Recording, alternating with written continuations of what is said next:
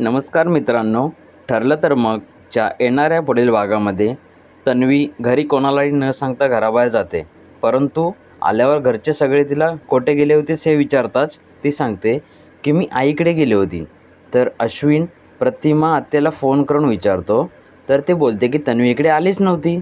तर तन्वी बोलते की आईला पुन्हा विसरण्याचा त्रास चालू झाला आहे. ह्यावेळी हे कारण सांगून ते वेळ भागून घेते. परंतु अश्विनला संशय येतो.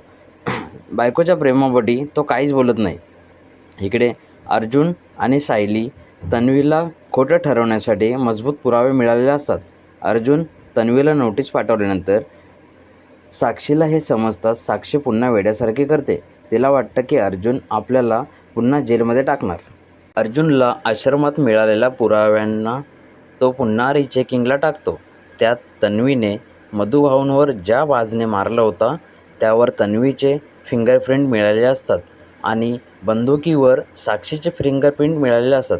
यावरून अर्जुन बोलतो की आता साक्षीला जेलमध्ये जाण्यापासून कोणीच वाचवू शकत नाही, अगदी देशमुख वकीलबाईसुद्धा नाही. अशाच नवनवीन अपडेट्स पाहण्यासाठी चॅनलला सबस्क्राईब नक्की करा.